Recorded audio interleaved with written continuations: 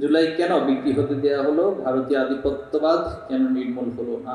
এখন জুলাই বিক্রি হতে দেয়া হলো, এটা পুরোপুরি বিক্রি হয়ে গেছে বিষয়টা তা না। এটা সত্য যে একটি অংশ জুলাইকে নিয়ে, ঠিক আওয়ামী লীগ যেভাবে ৭১কে নিয়ে একটা বিজনেস ইন্ডাস্ট্রি তৈরি করেছে, অথবা ৭১কে একটা চেতনার কার্ড বানিয়েছে, এই কার্ড দিয়ে প্রত্যেকটা জায়গায় তারা বিজনেস করে গিয়েছে, জুলাইকে নিয়ে এরকম একটা প্রবণতা অনেকের মাঝে লক্ষ্য করেছে।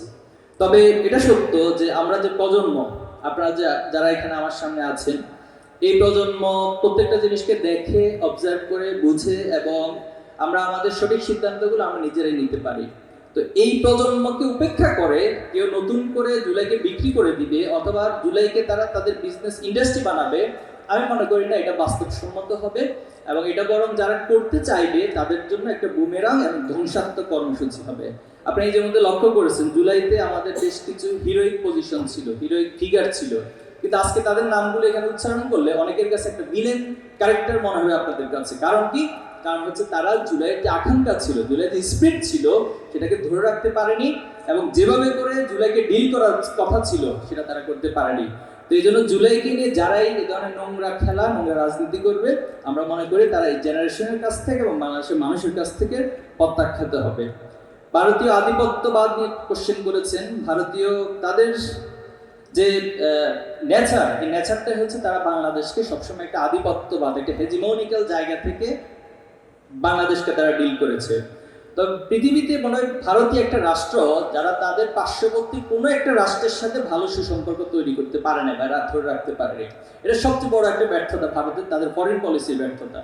এই জন্য বাংলাদেশে তারা যে পলিসি ৭১ বা তার আগের থেকে নিয়েছে অথবা দীর্ঘদিন যাবৎ এখানে আমরা যেটা দেখেছি, এরপরে এখানে যারা নেতৃত্ব দিয়েছে তারা বলেছে যে ভারতকে আমরা এমন ভাবে দিয়েছি যে তারা কোনোদিন সেটা ভুলবে না। এতে অনেক ইস্যু ছিল। এরপরে আমাদের আবরার ফাহাদ যে ফিগার, তার যে শাহাদাতের ঘটনা, সেখানেও তিনি আধিপত্যবাদের বিরুদ্ধে কথা বলেছেন, প্রতিবাদ করেছেন, এজন্য তাকে নির্মমভাবে হত্যা করা হয়েছে। বাট আমরা ৫ই আগস্টের পরে দেখেছি যে যখন হাসিনা পালিয়ে গেল অথবা তার পতন হলো, তখন পার্শ্ববর্তী রাষ্ট্র তারা বিভিন্ন প্রোপাগান্ডা ছড়াতে লাগলো এবং তারা এখানে উপস্থাপন করতে লাগলো তাদের মিডিয়াগুলোতে যে এখানে মৌলবাদের উত্থান হচ্ছে, এখানে যারা সংখ্যাগুরু রয়েছে অথবা যারা অন্যান্য ধর্মাবলম্বী রয়েছে তাদের উপর হামলা করা হচ্ছে, তাদের বাড়িঘর গুড়িয়ে দেওয়া হচ্ছে, তাদের ধর্মীয় উপাসনালয়কে ধ্বংস করে দেওয়া হচ্ছে। কিন্তু বাস্তবতা দেখলাম আমরা সম্পূর্ণ তার ভিন্ন। এবং এর মধ্য দিয়ে ভারত আমাদের দেখেছি যে বর্ডারগুলোতে একটা অস্থিরতা তৈরি করার চেষ্টা করা হয়েছে। আপনারা মনে রাখবেন, হয়তো খেয়াল আছে আপনাদের, আমরা উত্তরবঙ্গে দেখেছি বেশ কিছু জায়গায় আমাদের যারা কৃষক ছিল, আমাদের যারা গ্রামের সাধারণ মানুষ ছিল, তারা তাদের যে ব্যবহার্য জিনিসপত্র, কোদাল, এরপরে কুড়াল, আমরা দেখেছি যে ভারতীয় বাহিনীর যে আধিপত্যবাদের যে কার্যক্রম, সেটার বিরুদ্ধে তারা এই কুড়াল নিয়ে এবং লাঠি নিয়ে নেমে গিয়েছে। এবং এরপরে দেখেছি আলহামদুলিল্লাহ আমরা এখন বর্ডারে একটা পজিশন বা একটা শান্ত অবস্থা বিরাজ করছে। তবে হ্যাঁ, এটা সত্য যে বাংলাদেশের তাদের যে আধিপত্যবাদ নীতি, এটা অবশ্যই তাদেরকে পরিবর্তন করতে হবে এবং বাংলাদেশ পৃথিবীর মুখে সম্মানের সাথে, মর্যাদার সাথে দাঁড়াবে এবং এই প্রজন্মই সেটাকে লিড দিবে। এবং যারাই বাংলাদেশের সাথে সম্পর্ক তৈরি করতে আসবে তাদেরকে অবশ্যই ডিপ্লোমেসির যে এথিক্যাল ক্রাইটেরিয়া রয়েছে সেটা মেনটেন করতে হবে এবং অবশ্যই সম্মানের সাথে সে সম্পর্ক রক্ষা করতে হবে।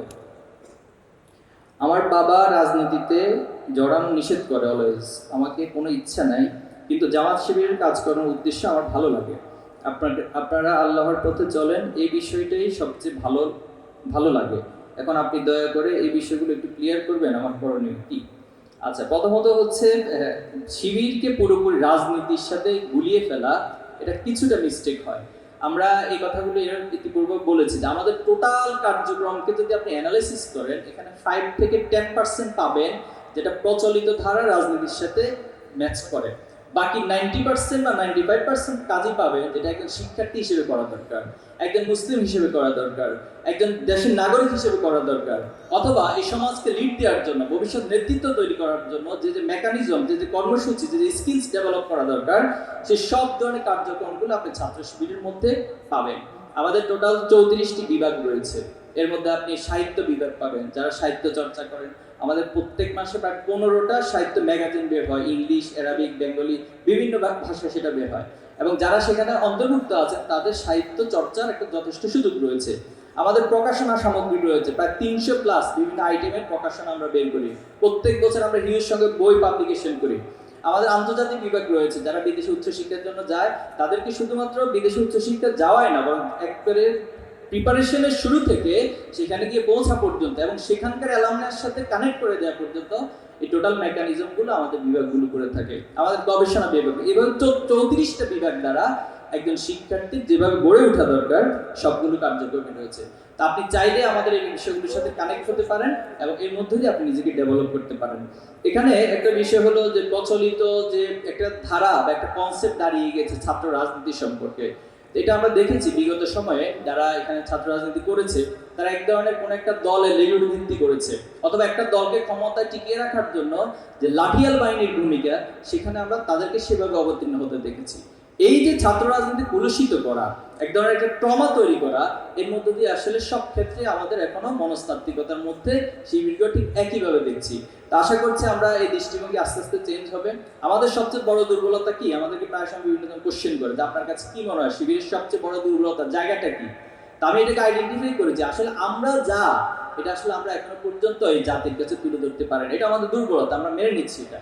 বাট আমাদের যে ইন্টারনাল বিউটিগুলো রয়েছে, ইন্টারনাল যে ডেভেলপমেন্টের ইস্যুগুলো রয়েছে, সেটা যদি এই ছাত্র সমাজের কাছে, অভিভাবকদের কাছে যদি তুলে ধরতে পারতাম, তাহলে এই সমাজের ছাত্ররা, অভিভাবকরা তারা নিজেরা তাদের সন্তানদেরকে শিবির হাতে তুলে দিত। আলহামদুলিল্লাহ এখন পর্যন্ত অনেকগুলো কেস আছে, আমাদের প্র্যাকটিক্যাল এক্সাম্পল আছে, নিজের সাথে ঘটেছে যে একজন বাবা আমাদেরকে ফোন দিয়েছেন, বললেন যে দেখো আমার সন্তানটা তো নষ্ট হয়ে গিয়েছে, আমি অনেকভাবে চেষ্টা করেছি তাকে ঠিক করতে পারি নাই, তোমরা একটু তাকে দেখো। আমি একবার নীলফামারীতে গিয়েছিলাম, তো 2021 সালের ঘটনা। তো সেখানে যাওয়ার পর আমাদের সাথী শপথ একটা সিস্টেম রয়েছে, অর্থাৎ অনেকগুলো সিলেবাস, অনেকগুলো ক্রাইটেরিয়া, অনেকগুলো কোয়ালিটি অর্জনের পর একজন ভাইকে সাথী বানানো হয়। তো আমি যখন ওনাকে কোশ্চেন করছিলাম, তো হঠাৎ করে একজনের চেহারা দেখে আমার মাঝে একটু সন্দেহ তৈরি হলো। আপনারা জানেন যে যারা কন্টিনিউয়াসলি ড্রাগ এডিক্টেড তাদের চেহারাটা কিন্তু স্বাভাবিক থাকে না, একটু অস্বাভাবিক হয়ে যায়। তখন আমি জেলা সভাপতি ভাইকে বললাম যে ভাই ওনার চেহারা তো ভালো মনে হচ্ছে না, আসলে কাকে নিয়ে আসলেন এখানে? পরে তিনি আমাকে বললেন যে হ্যাঁ ভাই, এই ভাইটা একটা সময় ড্রাগ এডিক্টেড ছিল। তো এখন আলহামদুলিল্লাহ দীর্ঘদিন যাবত আমাদের একজন ভাই ওনাকে টার্গেট করেছেন, টার্গেট নিয়ে ড্রাগ থেকে ফিরিয়ে নিয়ে এসেছেন এবং আলহামদুলিল্লাহ তিনি এখন পুরোপুরি ড্রাগ থেকে মুক্ত। তো পরবর্তীতে আমি দেখলাম যখন তাদের সাথী শপথ বা যেটা সাথী অনুষ্ঠান সেটা শেষ হলো, সবচেয়ে বেশি ইমোশনাল এবং সবচেয়ে বেশি কান্নাকাটি করেছে ওই ভাইটা। আলহামদুলিল্লাহ এইভাবে করে আমাদের অনেক কার্যক্রম রয়েছে। আমাদের অফিসে কিছুদিন আগে একজন মা আসলেন, তিনি ওনার 2জন সন্তান, একজন হচ্ছে ক্লাস 8-এ পড়ে আর একজন ক্লাস 6-এ সম্ভবত। তিনি এসেছেন, বললেন যে আমি এখানে শিবিরে ভর্তি করাবো, আপনারা ওনাকে ভর্তি করে। বললাম যে এটা তো কোনো কোচিং সেন্টার না, আমাদের তো কোচিং সেন্টার আছে অন্যান্য জায়গায় অ্যাডমিশন টেস্টের জন্য, সেখানে আপনি নিয়ে যেতে পারেন। বলে যে না, এখানে শিবির সেন্টার যেটা সেখানে ভর্তি করাবো। তখন এই আইডিয়া আপনার মাথায় কেন আসলো?